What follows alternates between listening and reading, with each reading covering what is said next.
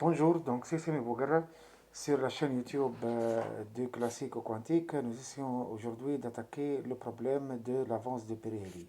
Mais avant tout, qu'est-ce que ça veut dire l'avance de périphérie ou de périphérie? En principe, une planète tourne tout autour du Soleil sous la forme elliptique, comme vous voyez, donc un ellipse dans laquelle la planète tourne orbite tout autour du Soleil. Voilà, comme ça en principe, l'orbite d'une planète. Mais en fait, en réalité, on n'a pas ça. En réalité, on a ça. L'orbite change au fur et à mesure. La planète tourne sous forme d'une ellipse et l'ellipse tourne tout autour du Soleil. Donc, comment résoudre ce problème-là? Comme vous voyez, donc, la force agissant sur la planète F, vous voyez ici un repère, S l'origine du repère, et P la planète tourne tout autour, sous forme tout autour du Soleil sous forme d'une ellipse. La force, on a démontré ceci dans un épisode sur ma chaîne, on a démontré que la force agissant sur la planète est de la forme moins A cube sur T carré, 4pi carré sur R carré fois IR. C'est A, c'est le demi-axe, et T, c'est la période. Mu, on pose mu égale à A cube sur T carré, c'est d'après Kepler, et mu égale à masse de soleil fois G sur 4pi carré, c'est la formule de Newton.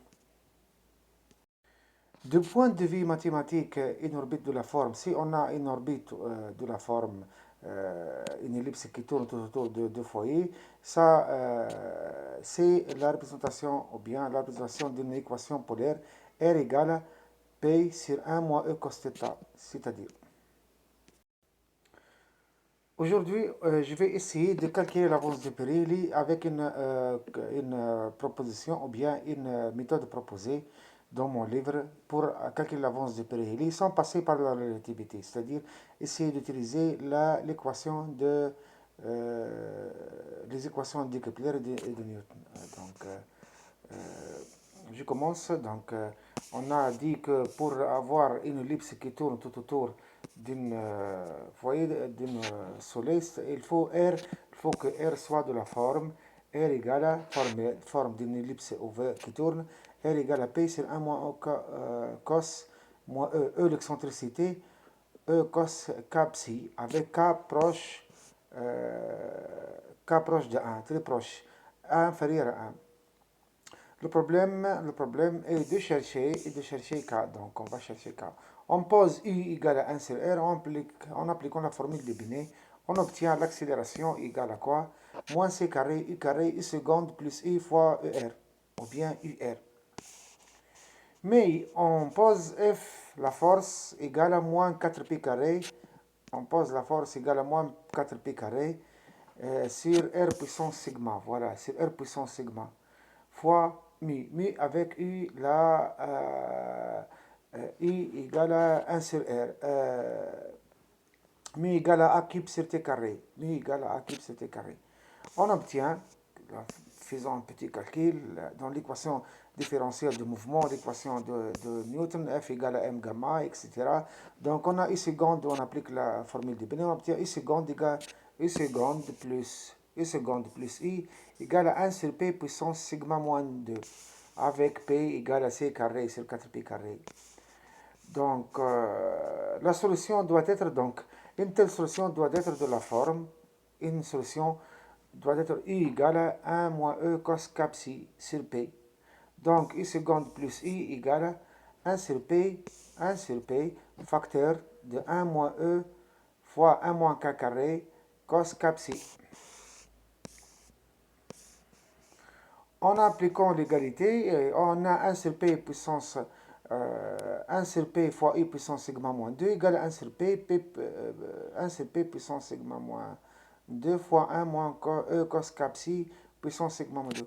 En approchant, donc en faisant une approche d'approximation de 1 sur P puissance sigma moins 2, puisque P est très grande, 1 sur P proche de 0, donc 1 sur P, voilà, 1 sur P puissance sigma moins 2 est à peu près égal à 1, puisque P est proche de 1 sur P est proche de 0 et sigma moins 2 proche de 0, donc on obtient une approximation. Et en utilisant, on peut encore approximer, et de même on peut approximer, voilà, vous voyez l'équation, 1 moins E cos K psi, puissance sigma moins 2, c'est à peu près, c'est de développement limité, c'est à peu près 1 moins sigma moins 2 fois E cos K psi. Faisons une égalité, faisons une égalité. Donc, faisons une égalité. On obtient quoi? Une nouvelle équation très importante, cette équation. 1 moins, entre parenthèses, sigma moins 2 fois E cos K psi égale à 1 moins E fois 1 moins K carré cos K psi. Ce qui entraîne que sigma moins 2 égale à 1 moins K carré. Avec K égale à 1 moins epsilon. Vous voyez, en posant, puisque le K est inférieur à 1, donc K égale à 1 moins epsilon, avec un epsilon très proche de 0. Donc finalement, on a une équation epsilon carré moins 2 epsilon. Donc epsilon carré moins 2 epsilon et plus sigma moins 2 égale à 0. Mais donc, il faut chercher sigma. Donc, comment peut-on chercher cette sigma? Donc, on cherche epsilon, on résout le problème. Mais comment on fait chercher sigma? Tentative de calcul. Le problème, c'est de calculer sigma. Vous voyez que on a A cube, sur T carré égale à mi. Mais en fait, 1 sur R puissance sigma moins 2 est inférieur strict à 1 sur R2, puisque sigma supérieur strict à 2. Donc, il fallait équilibrer l'équation 4 pi carré sur R carré fois mu calculé égale à 4 pi carré sur, sur R puissance sigma mu réel. Que veut dire mu réel? Que veut dire mu calculé? Mu égale à A cube sur T carré. Dans le calcul, on ne trouve pas tous les termes, n'est pas une constante comme affirme Kepler. A cube sur T carré n'est pas une constante. Chaque planète a son propre mi. Donc il fallait chercher une mi comme la moyenne. Comme la moyenne. Donc le mu calculé, c'est la moyenne. Le mu calculé, c'est-à-dire, je m'excuse, le mu calculé, c'est la mu en calcul pour chaque planète. Et le mu réel, c'est la mu avec la moyenne du mu. Donc, puisque mu égale à mu calculé sur mu réel égale à 1 sur R puissance sigma moins 2, pour R, on peut choisir R égale à A. Pourquoi R est choisi égale à A? Parce que R allant de A et B, et donc la moyenne, c'est R égale à... on peut choisir B presque égal à A. Donc pour les mouvements elliptiques, on a des ellipses avec une excentricité très très petite. Donc on peut calculer, on peut supposer que le R est égal à A. Et de même, ça ne change rien si on pose R égale à B de même. Donc ça donne presque le même résultat. Donc, en utilisant le logarithme, on obtient, on peut calculer sigma. Mais réel, comment le trouver? Comment trouver le réel? Avec la droite de régression, on obtient cette valeur. Droite de régression, mettre les valeurs A, K, B, T carré dans un tableau, on obtient une réelle égale à 3,3628737779 fois 10 puissance 18. Mais le mi international, c'est 3,3627, etc. Donc, mi réel, j'ai calculé comme moyenne des mi est égal à 3,36287377,9 fois 10 puissance 18.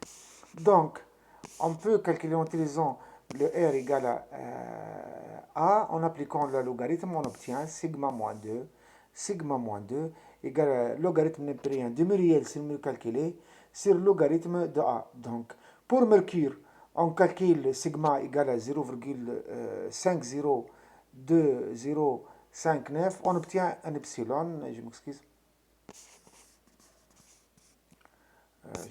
on a sauté un peu, donc je m'excuse, on a sauté un peu, donc voilà, pour, je mets les valeurs ici.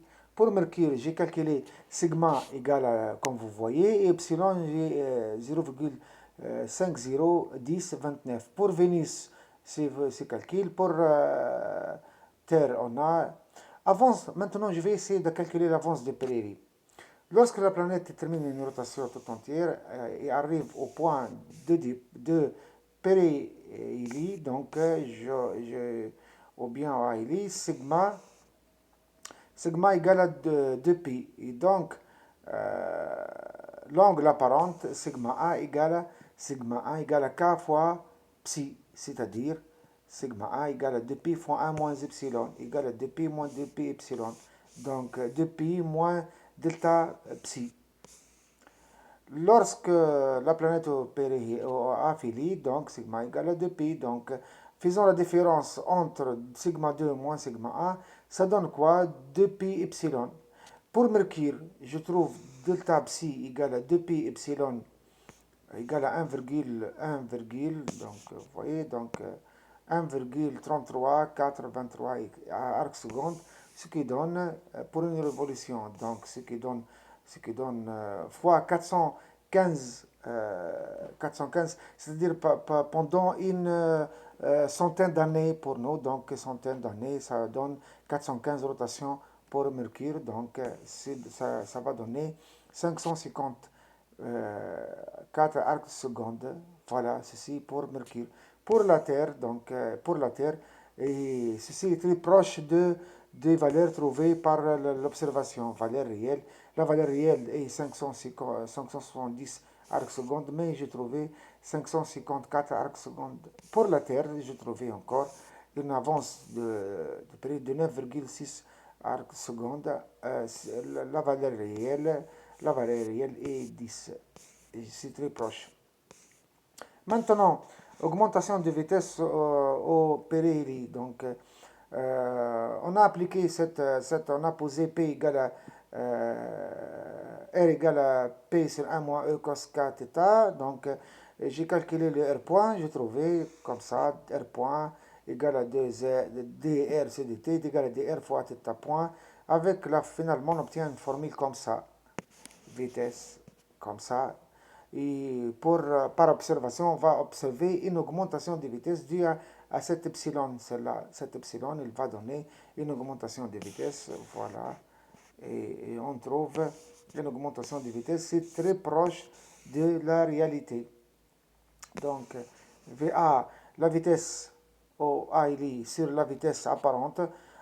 Donc, on trouve une valeur de racine de 1 plus E fois K de pi epsilon sur 1 moins E carré avec la vitesse VA, la vitesse apparente. Et d'où l'augmentation de vitesse auprès de périhélie, donc, ou bien de ALI. Et voilà, merci bien donc pour votre attention.